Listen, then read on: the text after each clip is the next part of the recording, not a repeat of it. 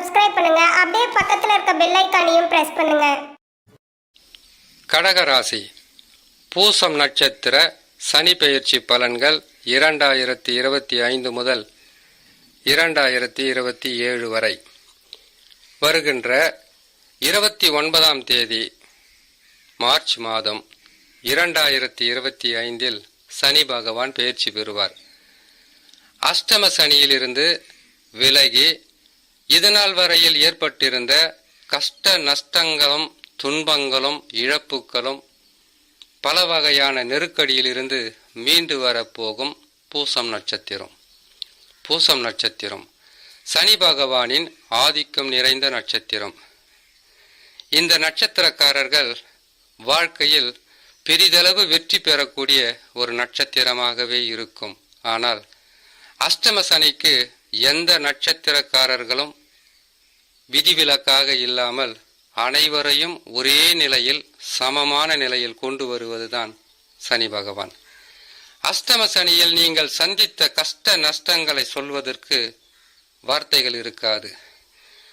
நண்பர்களிடையே பகை, உறவு சிக்கல், வருமான குறைவு, கடனாளிகளாக, நோயாளிகளாக, பிரச்சனைகள் அதிகம் உள்ள மனிதர்களாக, எது தொட்டாலும் அதில் பல வகையான இடையூறுகளை சந்தித்து வந்த இந்த பூச நட்சத்திரக்காரர்களுக்கு சனி பகவான் அஷ்டமத்திலிருந்து விலகி 9ஆம் ராசிக்கு செல்வது என்பது ஒரு நல்ல செய்தியாக இருந்தாலும், பூச நட்சத்திரக்காரர்களுக்கு சனி பகவான் விலகுகின்ற இதே காலகட்டத்தில் குரு பயிற்சி ஆவார். சனி பயிற்சி முடிந்து 2 மாதத்தில் குரு பயிற்சி. குரு பகவான் விரய குருவாக வருவார். இன்னும் 2 மாதங்கள் கழித்து ராகு கேது பயிற்சி. சனி பகவான் விலகிய அதே இடத்திற்கு ராகு பகவான் 8ஆம் இடத்தில் வருவார். சனியை போல் ராகு செயல்படுவார், செவ்வாயை போல் கேது செயல்படுவார் என்பது ஜோதிட விதி. இந்த விதிகளுக்கு உட்பட்டு உங்களுக்கு பலன்களை சொல்ல வேண்டும். அஷ்டம சனி விலகியாச்சு, இனிமேல் உங்களுக்கு நஷ்டங்களும் கஷ்டங்களும் விலகி பணம் கொட்ட போகுதுன்னு சொல்லிட்டாக்கா, ராகு பகவான் 8ஆம் இடத்திற்கு வந்த உடனே மறைமுக பிரச்சனைகளையும் மறைமுக எதிரிகளையும் மறைமுக தொல்லைகளையும் கொடுத்து கொண்டே இருப்பார். அஷ்டம சனி விலகுதுன்னு எல்லாமே சொல்லிட்டாங்க, ஆனால் விலகின மாதிரியே இல்லையே, இன்னும் கஷ்டங்கள் அப்படியே இருக்கு என்று உங்களுடைய மனம் கஷ்டப்படக்கூடாது என்பதற்காக முன்கூட்டியே உங்களுக்கு அடுத்தது வரக்கூடிய கிரக அமைப்புகளை பார்த்து பலன்களை சொல்லுவது என் மனசுக்கு ஒரு திருப்தியா இருக்கும். இந்த வகையில் சனி பகவான் விலகுவது நீண்ட நாளாக இல்லை, சில வருடங்களாக நீங்கள் பட்டு வந்த பல வகையான இம்சைகளிலிருந்து மீண்டு வரலாம். ராகு பகவான் உங்களுக்கு 8ஆம் இடத்தில் வந்தால் பல வகையிலும் உங்களுக்கு நெருக்கடிகளை கொடுப்பார்.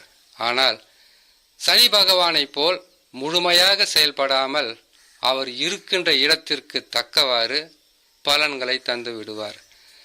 எந்த நட்சத்திரக்காரர்களாக இருந்தாலும் இப்போ உங்களது கடகராசி பூச நட்சத்திரம்.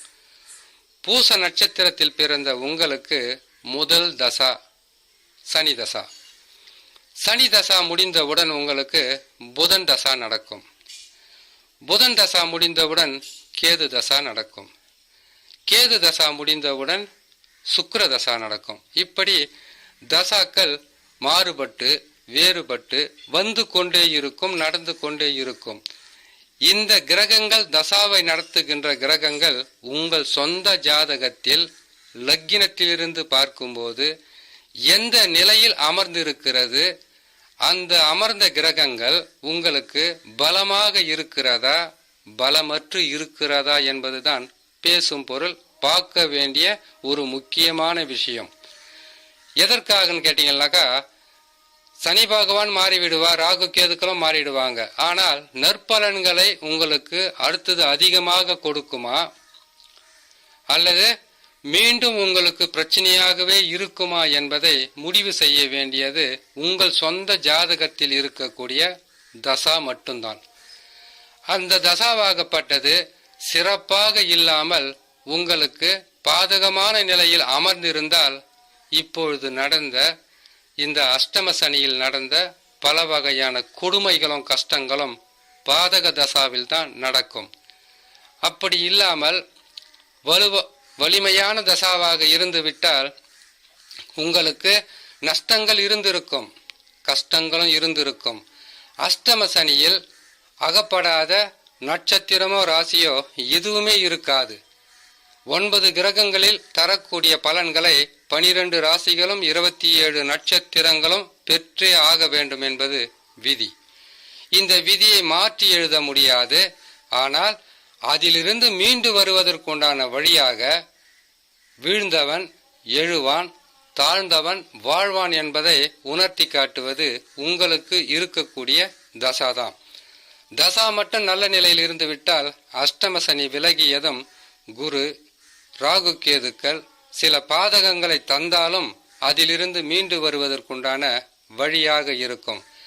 தசா என்று சொன்னால் அது எப்படி இருக்குன்னு கேட்டீங்கன்னாக்கா, உங்கள் லக்கினத்திலிருந்து கணக்கிடும் போது எந்தெந்த ராசிகளில் கிரகங்கள் அமர்ந்திருக்கிறது, அந்த கிரகமாகப்பட்டது ஆட்சி பெற்றிருக்கிறதா, உச்சம் பெற்றிருக்கிறதா, கேந்திர திரிகோணம் பெற்று நட்பு சமத்தில் இருக்கிறதா என்பது முக்கியமாக பார்க்க வேண்டிய ஒரு விஷயம்.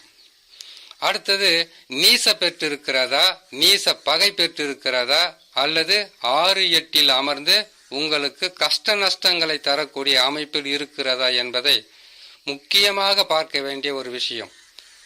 கிரகங்கள் பேச்சு காலங்களில் நல்லது நடக்க போகிறது, கெட்டது நடக்க போகிறதுன்றத சொல்ல வேண்டியது ஒரு ஜோதிடரின் கடமை. உங்களுடைய சொந்த ஜாதகத்தை பார்க்காமல் உங்கள் சொந்த ஜாதகத்தை பார்க்கும்போது கிரகங்கள் நல்ல நிலையில் இருக்கிறதா என்பது அறியாமல் தெரியாமல் உங்களுக்கு பலன்களை கிரகம் மாறும்போது உங்களுடைய வாழ்க்கையில் நடக்கக்கூடிய பாதகங்களும் கெடு பலன்களும் மாறப்போகிறது என்பதை உணர்த்தி சொல்வது தான் கிரக பயிற்சி காலங்களில் கோச்சார பலன் என்று சொல்வோம்.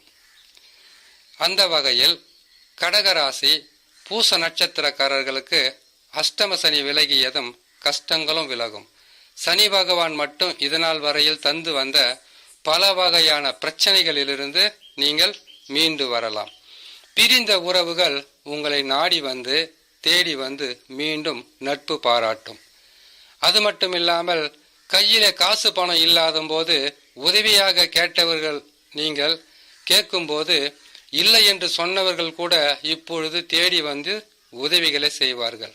சனி பகவான் விலகியதும் இத்தகையான சிறப்பான பலன்கள் கட்டாயமாக நடக்கும். சனி பகவான் விலகுவதற்கு 6 மாதங்களுக்கு முன்பதாகவே உங்களுக்கு நற்பலன்களை செய்ய ஆரம்பித்து விடுவார். இதில் எந்த விதமான மாற்றமும் இருக்காது. ஆனால் ராகு கேது பயிற்சியான பிறகு சிறிது பாதகமாக இருந்தாலும் பொறுமையாகவும் நிதானமாகவும் இருந்து வந்தால் உங்களுக்கு அடுத்ததாக நடக்கக்கூடிய பயிற்சி காலங்களில் மிகவும் சிறப்பான பலன்கள் கட்டாயம் இருக்கும் என்று சொல்லி இன்னொரு நல்ல பதிவில் உங்களை நான் சந்திக்கிறேன். நன்றி, வணக்கம். மேலும் தகவலுக்கு எங்க சேனலை மறக்காம சப்ஸ்கிரைப் பண்ணுங்க. நன்றி.